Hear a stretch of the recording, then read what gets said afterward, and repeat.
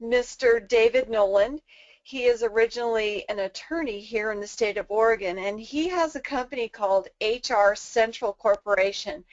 And I was very impressed with his customized approach to HR for the dental office. Most of the HR companies that I've worked with in the past have something that's cookie cutter, and they give it to the office, and then the office has a lot of work to do. So I really liked what Mr. Nolan has available and wanted to share it with all of my people that are connected with Dental Practice Solutions. So let me tell you a little bit more about Mr. Nolan, and then we'll get started with today's webinar. And by the way, at the end of the webinar, we are going to have a question and answer. And if you do have questions, I wanted to let you know that you can email Mr. David Nolan at info@hrcentral.com, or you can email me at support@dentalpracticesolutions.com, and either one of us will get back to you with an answer. David runs HR Central here in Oregon, and this HR Central company is the idea that in addition to compliance, human resources should be focused on building professional relationships within the workplace. An active member of the Oregon State Bar, David holds a Bachelor of Science in Management and Communications with a degree of Juris Doctor earned at Willamette University College of Law. So you can see that he has a wealth of information about communication, which is why I have him on this topic today. David's professional background includes human resources management and executive training and coaching, payroll management, and legal services.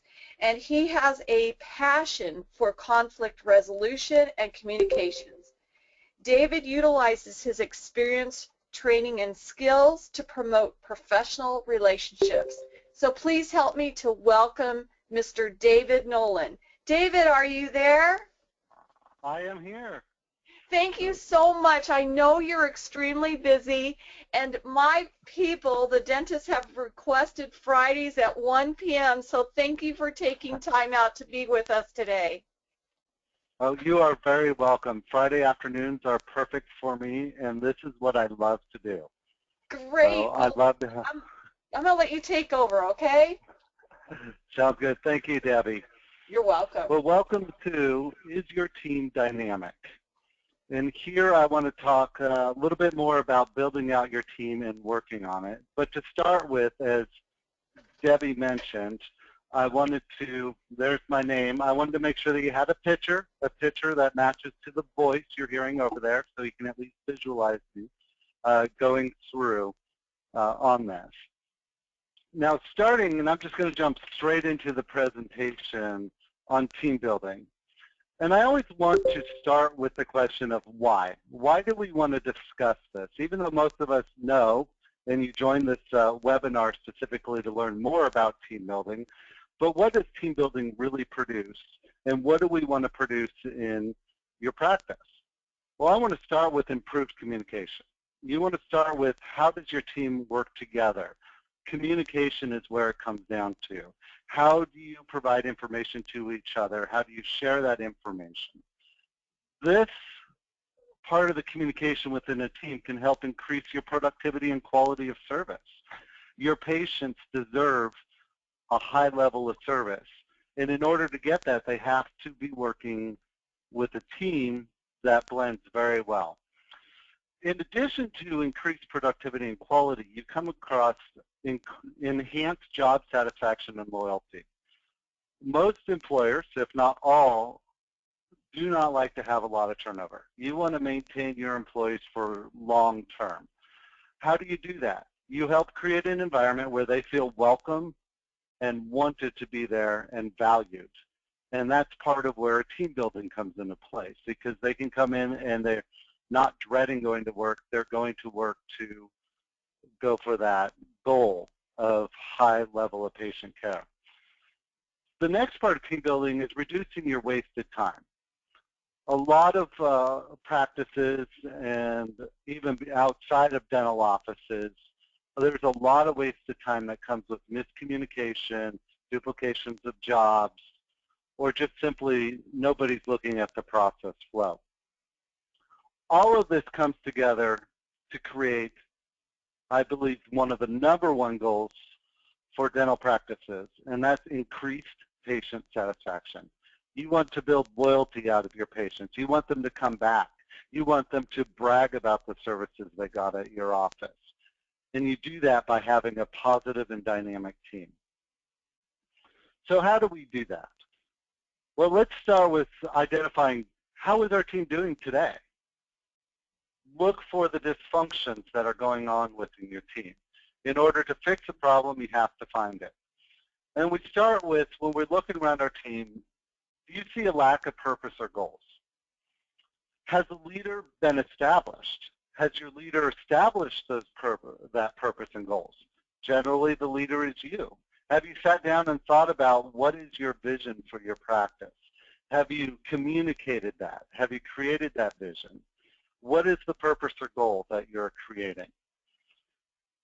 And what happens with that lack of purpose, and on that last bullet point under that section, you'll see team members tend to operate with different and competing motives. Every single one of us come to the table with a different view, with a different background, and a different bit of education. With that, we tend to have different motives. And everyone operates with a different motive. And if there is no purpose or goal that's common for a team, they're going to be moving in opposite directions. And when they're moving in opposite directions, you create dysfunction, miscommunications, work not being done. Another sign is excessive bickering. And this is where conflict is taking place instead of productivity. Conflict in and of itself is not necessarily a bad thing. A lot of things come out of conflict. I've done a lot of work in the conflict arena where you can produce good results out of it. But if your conflict is taking place of productivity, it's being obvious to your patients, obvious to you or other members within your practice, that diminishes your productivity. Morale in the office is damaged. Individuals do not want to be there. They're not happy in the organization. They tend to just check in, check out, and they're just ready to leave at the end of the day and are not excited to come into work. Things are going slow to get any kind of projects, any kind of processes done. And then you have a loss of key employees. You have that favorite employee or employees that are your go-to person. If they're not happy there with the decreased morale or the excessive bickering, you're going to lose them. Another sign of a dysfunctional team is shirking. This is, also call it passing the buck. And in this, individuals, employees, are taking no personal responsibility. They're saying, that's not my job. They're passing it along. Or, this person said this. And this is where the disrespect comes into play. This is where disrespect for each other, and possibly even for you, is the normal. It is the norm within your organization. This all leads to tasks and projects are taking longer than they should to complete because nobody's taking responsibility for them until you come in and either do it yourself or you strong-arm one of your employees into getting it done. The next sign is a turf war. And in this is where we all have our expertise, the areas that we feel important. This makes me feel important because I do this job. And under the turf wars, employees become very possessive of their tasks. They don't want to teach someone else in the cross-training to be able to do it. They don't want to share how they do it. They want to do it themselves because they're comfortable with it and makes them feel important. In a dysfunctional team, this can go to the extreme where nobody else knows how to do it, or they're fighting over a project or a process. That can lead to equipment and information isn't being shared because this is my computer or this is my desk. I don't want anyone else to touch it. And in a lot of cases, seniority takes precedence over productivity. I've been here the longest. You'll see that a lot when it comes to time off or vacation scheduling. I've been here the longest. This is more important than productivity in the office. Or, yeah, you may be better at it, but I should do the job because I've been here for 10 years and you've only been here for 2. That's where the turf wars come into play. Another symptom that comes out of dysfunctional is an inadequate mix of skills. Are you ever finding that critical expertise is missing on your team? That individuals are not able to complete projects you want? You're unable to identify who is responsible for what? And in some cases that you, as the dentist or the office manager or leader, are unable to delegate. You can't find anybody else to do the work. Nobody's interested in learning the work, or you don't have the right members on your team that could even have the capabilities of taking on those works that you desperately need to go on. So you end up with an inadequate mix of skills in a dysfunctional team. And then you come up with mistrust of teammates' motives. And I think this goes into the excessive bickering and other areas and the, well, disrespect. Here, if you don't trust someone, you're not likely to communicate with them effectively. You end up with a lack of knowledge sharing. Loyalty to your practice is diminished because either they don't trust you or they don't trust their team members. And at this point, employee communication is becoming almost non-existent because they don't trust each other to either do the jobs or trust them that they're not going to throw them under the bus, or they just don't want to work together. These are signs of your dysfunctional teams. And hopefully by now you're thinking through your own team and areas that they may need help in. And even if your team is going along well today, you want to start watching out for these warning signs to ensure that you don't get so far that you suddenly lost track and your team is no longer functioning properly. Every team's going to have some of these show up one time or another, regardless of how well they work. The idea is to maintain a constant eye on it and continually work with your team to keep them functioning in a smooth, well-oiled way. So we want to look at what is a team and the dynamics of a successful team. And we always start with a team leader. Who is your team leader? Have you identified their role? Have you let them know their role if it's not you? If you are the team leader, are you automatically looking at this? Are you recognizing the knowledge, skills, and abilities of your team members? I strongly encourage every organization with a leader, particularly smaller dentist practices, and as they get larger, you want to start recognizing who works for you. What is their knowledge? What do they have abilities to do and the skills? And sometimes this goes beyond the resume or what they presented themselves out at during the interview process. This is part of the vetting them out, asking them questions, getting to know those team members. A team leader also inspires and sustains the enthusiasm for the work. They're coming in and they're saying, we are excited to be here. This can be hard on some days. Every single one of us have bad days where we get up in the morning and it's like, I have to go in again.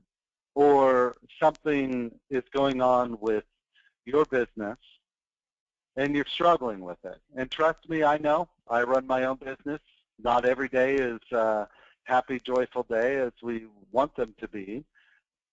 But you need to maintain that enthusiasm. And that doesn't mean you brush over what needs to be done. It means that you need to come in with a positive focus, that you are looking at this in a realistic, positive way. One of the things I recommend, and I was taught this when I was really young. I went to a small school in high school, and we had one of the leaders, principal, who'd come in and talk to us almost every morning. And he always had this phrase, which at the time, being a teenager, I never listened to. But he always said, if you act enthusiastic, you will be enthusiastic. And that's how we operate. If we choose to be enthusiastic as leaders, you can catch up to that. Your thoughts and emotions can catch up to that. So as a leader, look to inspire and sustain enthusiasm. And the other aspect, you need to be a communicator. Every leader, anybody who's running a practice or interacting with a team, needs to be a study of communication, needs to learn how to communicate appropriately, to break apart a communication cycle, whether you're going by email, written, in person. How do you run your teams? How do you get feedback? Good listening skills are absolutely critical here.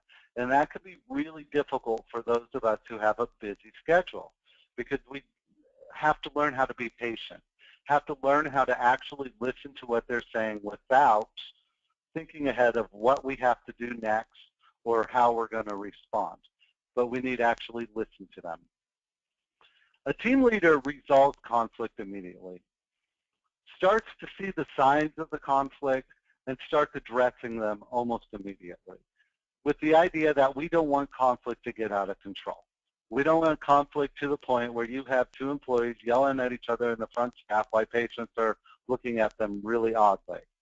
Or two employees, hopefully if they're not yelling, but they may be just staring at each other and sending those daggers, just a visual, and there's that tension that gets created.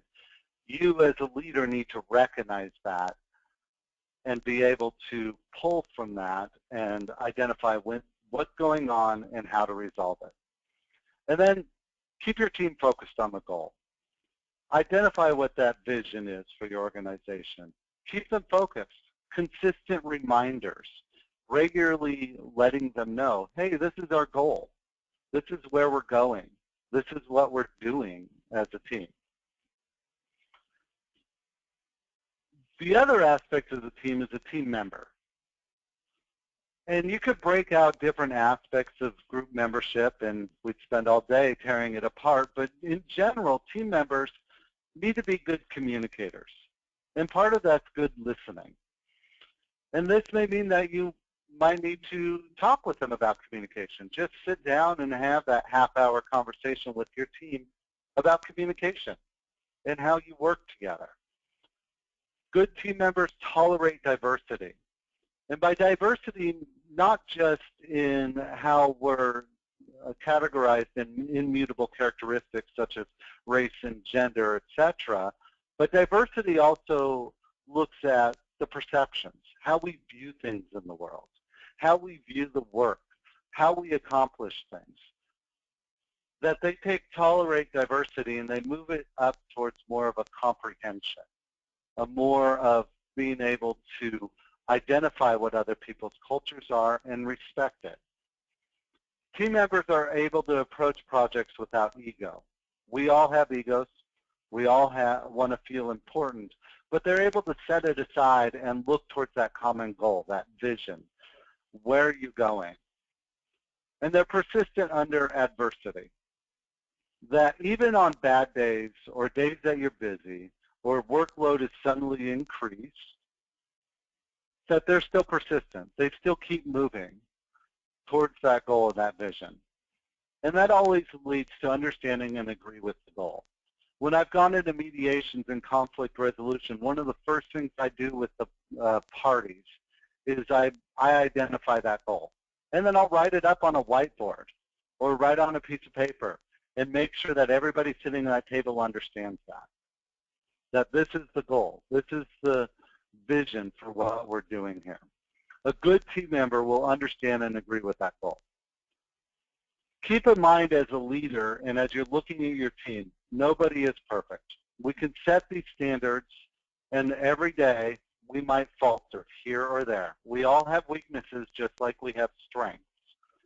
Recognizing those as a leader allows you to work with them and identify things that are starting to fail before it gets out of hand and becomes a big problem.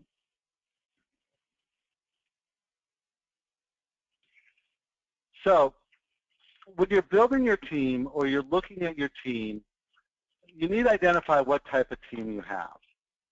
And these are basically, I just listed 5 basic types of teams. You can have combinations and you might create a different team beyond these, but these are the 5 basic types of teams you will find, and depending on the situation and what they're trying to solve. And the first one is a troubleshooting team, or they advise, or they're problem solving. Their whole goal here is to brainstorm, to analyze, investigate, and bring recommendations. That's their whole goal. So you might set up a team of 2 or 3 people in your office that their goal is to help identify marketing options and then bring them to you for presentation, or changes to the atmosphere within your practice, or paint color. A lot of times they have very little authority because their whole goal is to bring recommendations, not implement the recommendations. And often they're very short-lived because they're just focused on one-time projects in there. The next type is policy making. This is almost always the leadership team. If you're in a small practice of where you're the only dentist, this is probably mostly you, possibly the office manager as well, or whoever's in charge. Here, it's more on the practice management level. This is a high level that sets the overall policies and mission and vision for your practice. And your decisions here can affect the entire practice or even aspects of it. The next type of team is the action team or the task force. This type of team actually takes projects and implements those solutions. So they go above and beyond the troubleshooting or advisory teams. Sometimes they'll identify what they want to do, but they'll take it a step further and follow through with those action items. And depending on the situation, they could be a long-term or they could be a short-term temporary team, depending on what you're putting in. Almost always you provide this type of team a considerable authority. And the idea here is that you want them to be able to follow through with the tasks. You want them to accomplish it. This is part of the delegation to a team. The next type of team that you have there is a self-directed team. A self-directed team, main goal is to identify what they need to do and move forward. You can see an extreme autonomy and authority granted to this team. You'll see this more often in larger practices where there's a team that's created just to manage this area. So in here, you'll give them a lot of autonomy and authority in a self-directed team. Usually, they're highly skilled and they're very cross-trained. This is where you'll have your higher levels, the people that have been doing things for years and are very comfortable with what they do. Those are the self-directed teams. And the last team I have on my list is the cross-functional team. Cross-functional teams are used to create new products, processes, or they're designed to redesign existing processes here. And here, often their assignments are very complex, and they require a lot of input from a variety of areas within your practice. And they're a lot of times made up of different skill sets. So you have a good mixture of skills there so that you have a good think tank that can really pull different ideas in there. A lot of times you may give them very little supervision and allow the members of this team to account for their time on their own. The benefits of these teams is to create innovation. The blend of those backgrounds tend to increase creativity. That's part of the diversity that we want to promote, to increase creativity. The more perspectives you have on a problem or a new change, the more ways you're going to have, the more options you have for correcting those. The next innovation that helps there is streamlined communication. There's only one point of contact, the team, and whoever's leading that team or the project manager. That is your one point of contact. So you have a streamlined communication factor. Then customer orientation. Your team does a better job of satisfying your patients because they're able to identify what is it your patients don't like when they come through the door. What frustrates them? How do we solve that? And that takes a lot of cross-function going on. And then rapid response. Given the authority to go ahead and implement their solutions, they can cut through the traditional red tape and speed up productivity within your practice. So once you've identified what type of team or what your current team is, we want to look at developing it. How do we take your team beyond what it is today? Or how do we take an extremely dysfunctional team and build on it? How do we make it more productive there? And keep in mind, teamwork does not appeal to all of your employees. Some people don't want to work in a team and they want to operate independently, and they'll resist the team concept here. And a lot of times others become in denial that they need to work in a team, or they don't want to admit that the way they're doing things could be wrong. And going into a team could change their view of it. Your goal as a leader is to step beyond that resistance. So start with your own resistance or leadership's resistance to the team. A lot of times, those of us, myself included, have a little bit of a control freak in us. We like to control things. We want things done our way, and we want them done a specific way. That doesn't always fit into a team.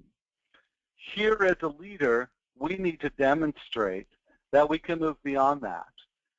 And we need to demonstrate that we're willing to delegate. So you got to check your own resistance first. Are you resistant to a team mentality and how your team works? This could be difficult if we have to deal with feedback, particularly if it's of a contrary opinion. The next aspect is the employee resistance. Is your employee resistant to the team? A single employee or all employees? And those you need to address immediately. You need to sit down and talk to them. Get them as a group. A lot of times their resistance to this is a lack of trust. Maybe they don't trust you, or they don't trust the other team members, or maybe they don't understand what everybody's role within your practice is. Take the time to learn. If you know their roles, then you can share. And you can have the group sit down and talk about it and overcome that resistance of the employees. To overcome, build communication. Work on your communication.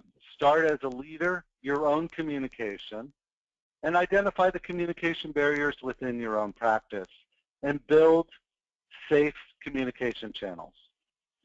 Promote the mission of your practice. The idea here is you want to obtain loyalty by creating a common goal. You want your employees to be loyal to your practice. You want your employees to be proud of where they work, proud of their team members. So promote the mission of your practice. Make sure everyone's on board. Involve your staff in decision making. When you're making a decision, particularly major decisions, involve them in it. And lastly, as a leader, walk the talk. Walk the talk.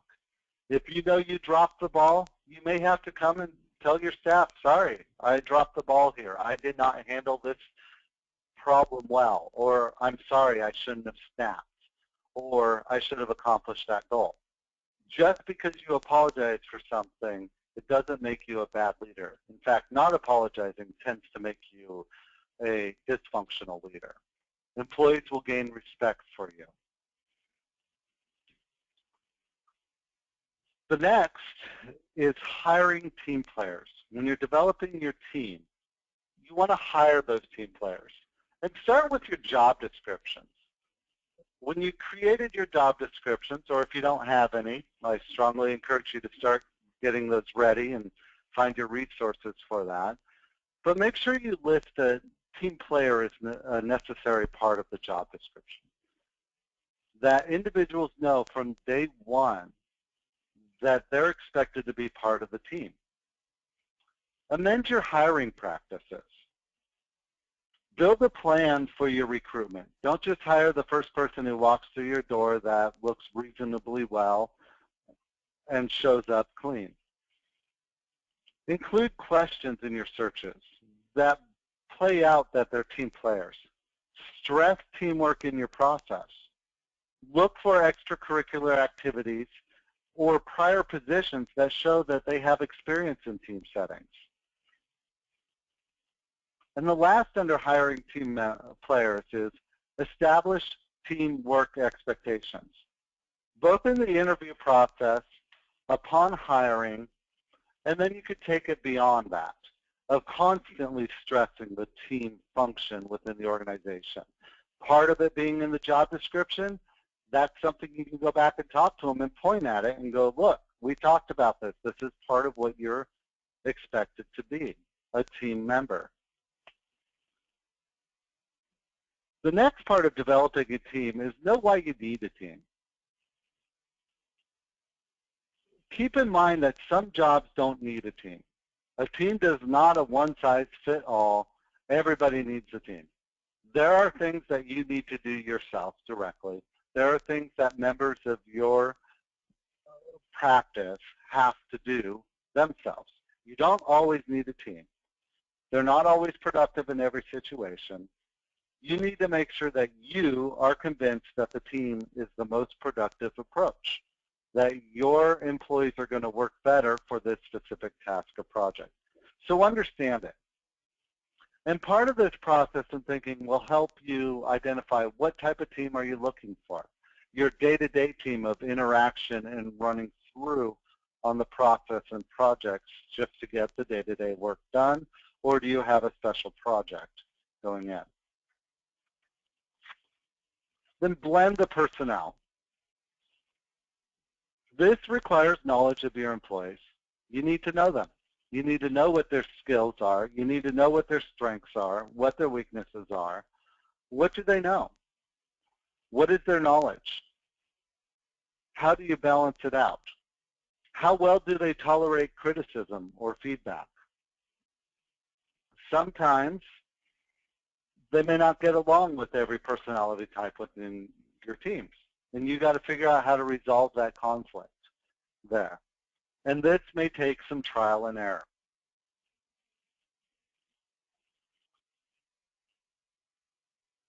The other part of blending personnel is adjusting your team. And in adjusting your team, you need to make sure what tasks go together, who goes together within your team, 2 people for the day-to-day work, how well do they go together? Use your team for building the team. Interact with them, work on it. Now keep in mind, sometimes it may be necessary to remove a team member, to remove an employee that is no longer functioning well in the team or is just not a team player. You need to be aware that that may be a point that you have to cross where you have to either move them somewhere else or you have to let them go. That's part of adjusting the team, making sure that everyone's on the right seat on the bus. So in developing a team, there's some things you can do to help work on your team. And these are ways that you can do simple team building skills to build and increase the dynamics of your team and how well they work together. So start with conducting employee feedback activities. This may be sitting together on regular meetings. I know dentists that every morning they get together and have a huddle before the doors open. And they get together and sometimes it's 7 a.m. in the morning and they meet and they talk for 15, 20 minutes identifying what's going on for the day, what are some of the concerns, what are the patients, what are the goals. and eliciting feedback in there. If someone needs help with a project or something going on that's going to be delayed, conduct employee feedback activities in there. This helps the employees feel that they are wanted and their opinions are valid.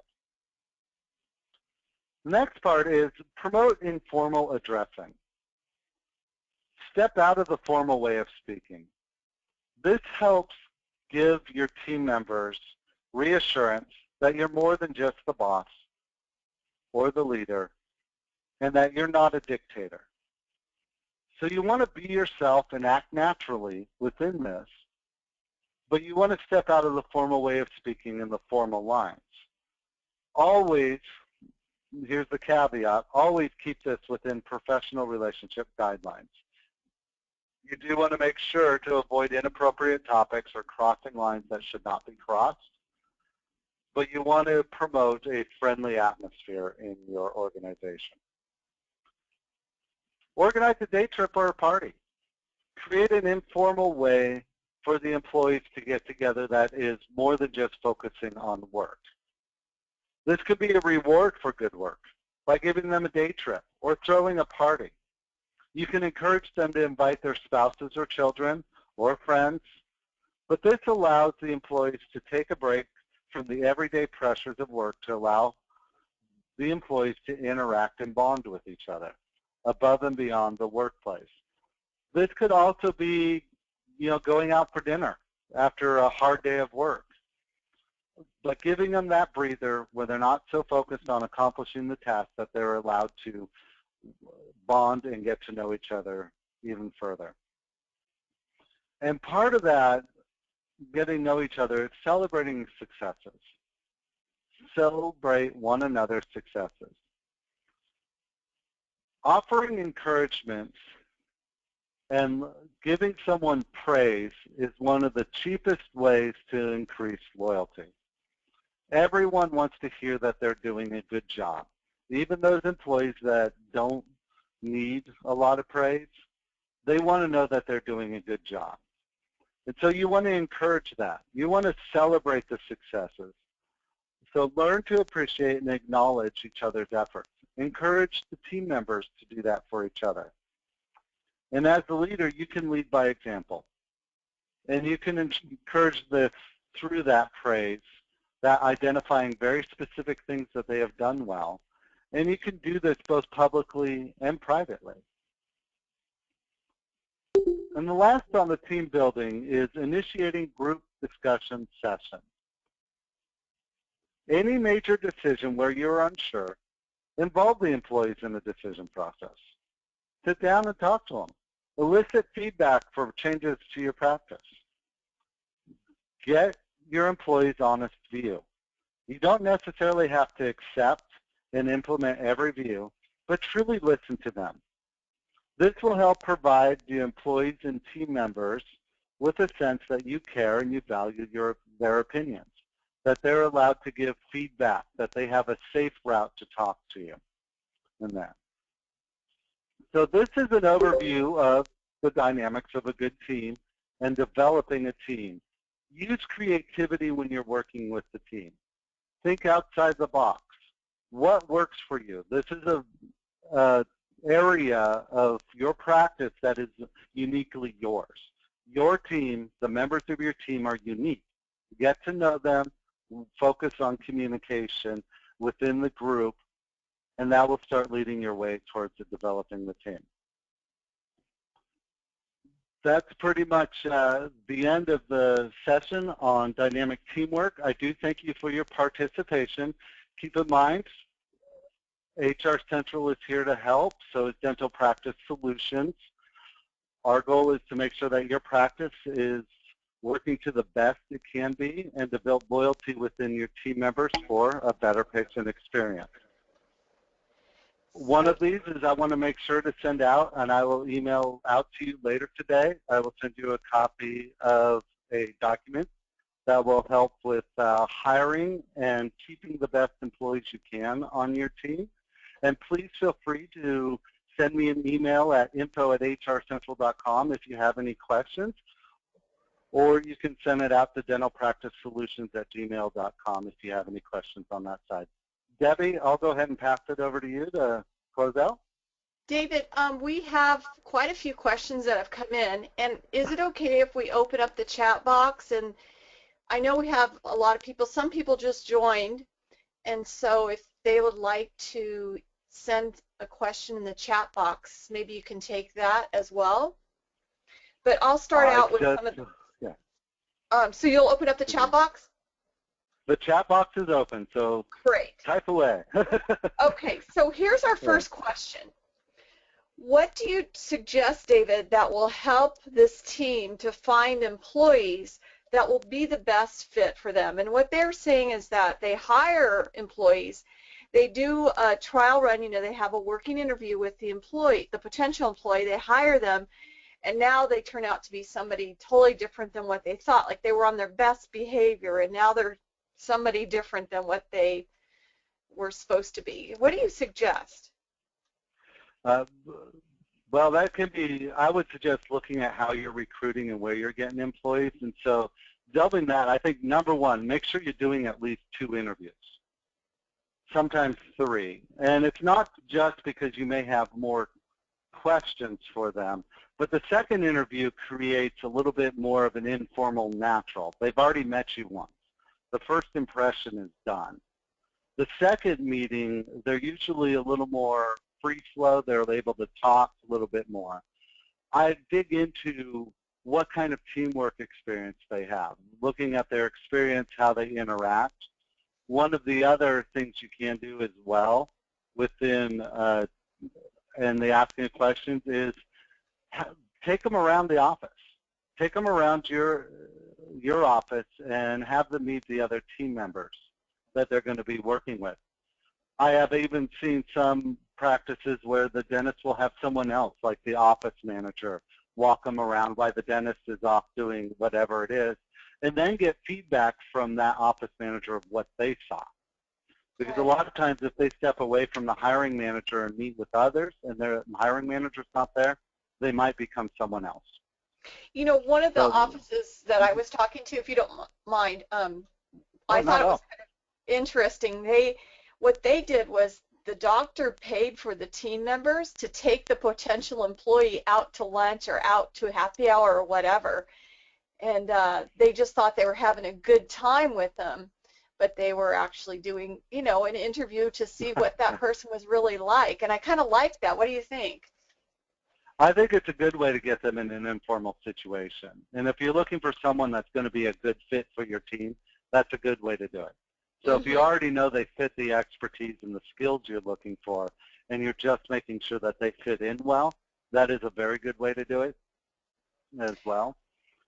So the office that asked that question, they do interview personally, then they have them do a working interview if they like them.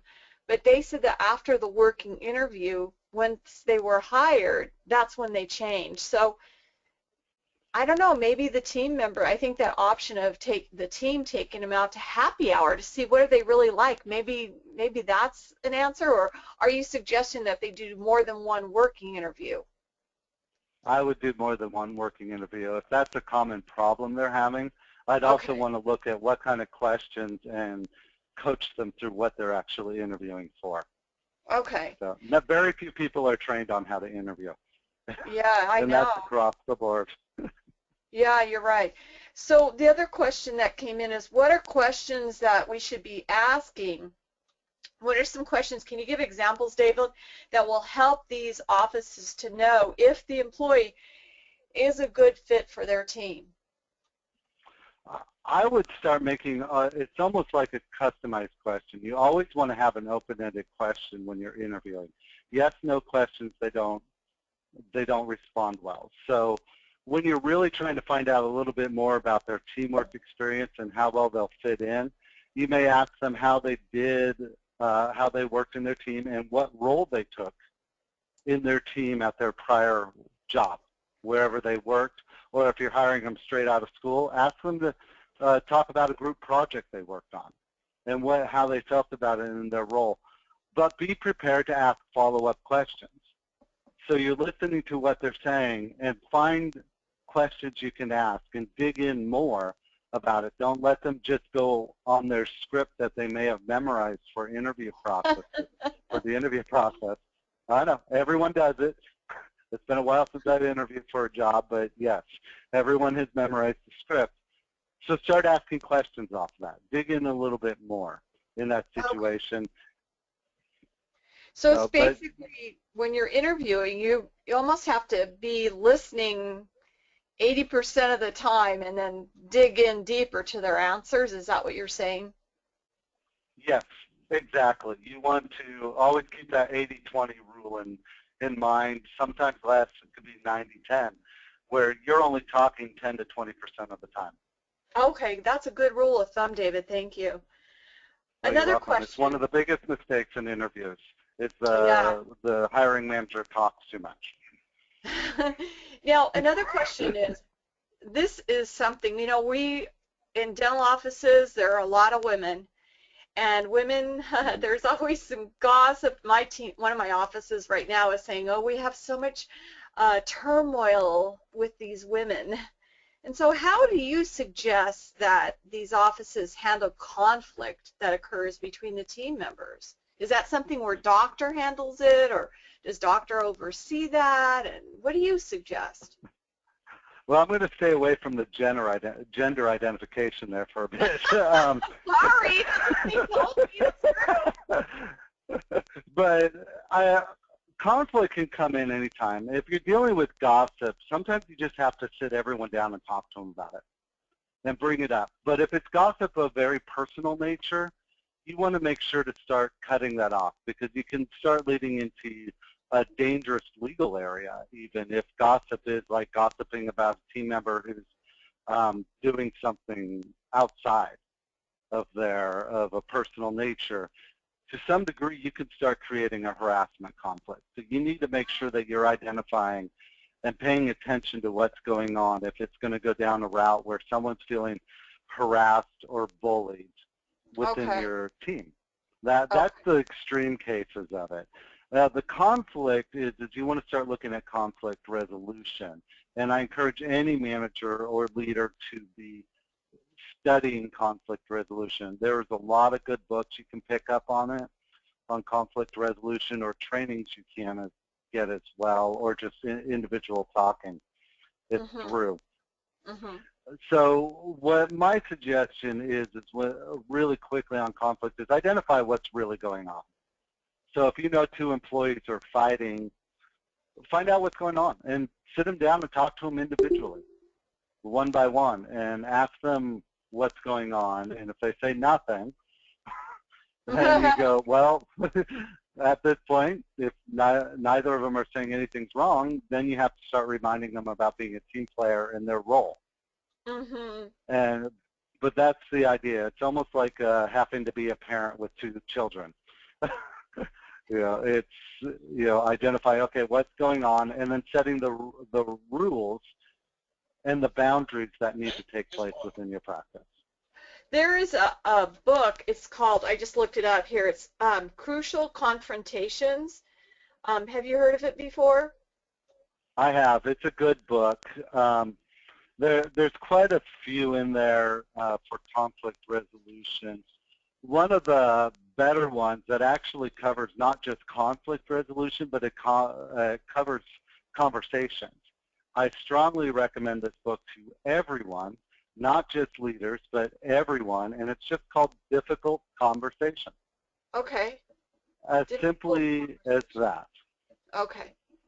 And what that book teaches you is not only conflict resolution, but it also teaches you how to have those conversations.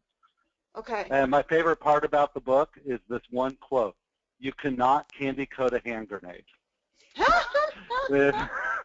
So how could you turn down a book with that quote? But the idea there is that if you have a rough topic, you don't want to go in there and beat around the bush where they leave like, I don't know what they were trying to tell me. So start with that. And then there's one other book I strongly recommend, and this is a really old book, and from all of the books I'm constantly reading that I've come across, I always go back to this, and I read it on a regular basis. and it's called How to Win Friends and Influence People. Oh, yes. Yes, most people have heard it, Dale Carnegie. But we always need the reminders. And a lot of the principles in this simple book that he put together that's really easy read, and he did it with allegories in a lot of cases and demonstrates the tactics in it. It's not a book about manipulation. It's a book about conflict resolution and influencing people towards whatever goal you're motivating them. Oh, yes. David, I've been in dentistry, I'm not going to say how many decades, but many of the dentists back in the 70s and 80s that I was an employee of, they believed that was like their dental Bible of how to treat employees and patients. So good to bring up that book again. Thank you. Oh, you're welcome. Now, 2 more questions, and do we have any other questions that have come in the meantime? I don't see anything. I don't see anything as well. Okay, so 2 more that I have here are, how do you suggest that an office handle 2 type A personalities when there are 2 employees that are type A personalities? What do you do? That can always be a tough one because type A personalities tend to either always go-getters or they want to be the leader and a little bit of the control freak that most of us are in there. Those I would take a one-by-one and sit down and talk with them and clearly define what their role is within the team. And working with type A's is sometimes you need to go in and give them authority over certain areas so that they feel important that this area is mine, but you need to make sure to clearly identify who's in charge of what and who's doing what in there. And so that's the biggest thing. It's part of the reason why I'm a big fan of job descriptions. I find them as important as, say, a handbook within an organization because what they do is help identify, this is what I do. This is where I'm at in this practice, and this is how I accomplish my tasks. You know, David, I'm so glad, sorry for interrupting you, I'm just so glad you mentioned that. Because this happens all the time when I'm consulting. It happens a lot, David. And I don't know if people listening right now can relate to this, but doctor is saying, I just want them to do their job. Or I've also heard doctors say, just do it. I just want you to do it. They're telling the employees this. And then the doctor leaves the room and the employees are standing there looking at me going, I don't know what it is. It happens all the time, David. So I'm glad you mentioned that. And that's something that you're really good at, is getting these employee descriptions down so that they know what it is. It is, and a lot of times in my experience I've worked with doctors, or if they have a manager within the practice, that I actually talk with them about that. And in some ways coaching, that's part of the executive coaching and stuff that I've done, is how do you let people know what they need to do and accomplish, and clearly defining your expectations. And that goes with both handbooks, job descriptions, or just the day-to-day tasks. Are you communicating it properly? And we all fail as leaders. There's been times that I've been running out the door, running to another meeting, and I'm barking over my shoulder to my HR specialist saying, I need this, this, and this done, and I go flying off. And I suddenly remember I'm sitting in a meeting, it's like, wow, that wasn't really fair to her. She wasn't prepared to take any notes, and I'm just barking off orders as I run away. And so I have to come back, send her an email, because I'm usually somewhere else at that point, apologizing first off, and second, detailing what I asked her to do and what I'm looking for. And so it does happen, because a lot of times we get into these roles, we didn't get into them to be managers. We got into them because we love what we do. I love working with individuals on building great HR plans, resolving conflict, and coaching them to be a better team. Dentists, on the same token, from almost everyone I've talked to, they got into the work to work with patients. And here they are ending up running a practice at the same time. And that can lead to, I just want to go take care of these patients, not take care of people. Yes. And that's where we have to come back and remind them, no, this is a business you're running, and you need to make sure you have all of your expectations set out. Yes, yes. So, one more question. As a Yeah. dentist, this is somebody saying, as a dentist, I want to put someone in charge. And what should I do if I put that person in charge and then I feel like a month into it, they are not able to do what I was wanting? So I have a new employee and I'm trying to put her in charge. And so what do you recommend? Walk very carefully. No, that's a sticky situation, and that's where you're going to have difficult conversations. And you're going to need to sit down and talk to the employee that is not being able to be the leader within the group. Mm-hmm. And you need to be able to articulate why they're not the leader. It can't be just because I'm unhappy. You need to actually go through and say, look, you're not sharing the vision or the mission. You're not setting out the goals. Or you're not holding the team members accountable to achieve things. That's where you need to be able to articulate and explain why. Mm-hmm. The question is on the new person, are they new to a leadership role or are they new into the practice? And if you're going to place them into a new leadership role, how much experience do they have? Right. Is it going to, and you got to be prepared for fallout if you hired someone brand new and either they're, let's just say, young or they look young and people don't know why you would put them in that leadership role.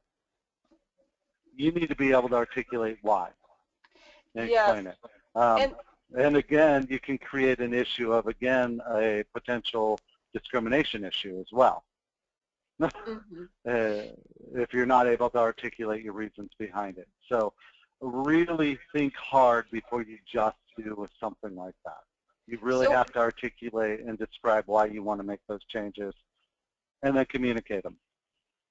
and then what ramifications and what, usually when there's a new team member, there's, to me, and when I was a new team member years ago when I was doing clinical practice, you're the new person on the block, so people are still filling you out. And this doctor who asked the question in particular is somebody who brings on a new employee and believes that they are just walking on water. So now they put them in charge. And it's consistent that the new person is hired and the doctor loves them. That's why he's hired them. And now they're in charge. And it rotates all the time, whoever is the new person. So, I mean, can you address that issue? Because, I mean, to me, I felt, and what I've observed is that when there's somebody new, people are still filling them out, and now doctors put that person in a role where everybody's supposed to jump, and when that new employee says what they're supposed to do. Yes. First, I'd be very concerned about the turnover that's going on. Most practices should not have a turnover that extreme, where they're constantly getting someone new in. And part of the reason why they have that kind of loyalty issue is because the leadership changes. And someone's, shiny and new, that grass is greener on the other side thought process, which we know is not always true. So when you're going in to hire someone, first off, you have to decide why you're hiring them. If you're hiring them to be the manager and the leader, and that's the role and position that you've created or that you have a vacuum for, then you need to be clear about that. You need to be clear about that in the meetings and run through. And one of the questions I would ask if you're hiring someone to come in to be leaders for the team is ask them how they're going to handle the current team members. How are they going to approach each team member and talk about what their new authority is. But I'd really go back to, why are you hiring this person? Is it because you are running into, you don't want to be the leader, and so you keep putting employees up to be in charge and they're not, they don't have the skills or the adequate inclination to be a leader? Did they want to be a leader to begin with? So you need to make sure why you're hiring that person in. One of the things, and you touched on that thing, is they're coming in and they don't know anything yet. Mm-hmm. It takes almost 6 months for someone to be comfortable within a team to basically be themselves. Okay, good. Good depending on point. personality, of course. Mm-hmm. Yeah, good point. And that's, I think that you really hit the nail on the head, is that it's that to doctor not wanting to take ownership of their Yeah. business, be the leader in their business, and that's why these shifts are happening. And for people, we have people still on the line, and I think that they're probably resonating with the stories in these situations as well. Any other questions that have come in, or do you have some questions that have come in, David? I don't have any currently, no additional ones. Okay. So, but as always, please feel free to shoot me an email if you have more questions on the team. And you can send it directly to info@hrcentral.com. That email does go to me as well as to HR specialists, so we can make sure to get back to you. Well, thank you so much. And so everybody's going to get, you have that short guide to hiring the best and keeping the new employee in place. And then I'm going to give everybody a $500 gift certificate for a practice assessment, and I'll overlook their hygiene department. And so we'll send that out to all of the attendees. Thank you so much, everybody, for joining us. Thank you. Bye. Bye.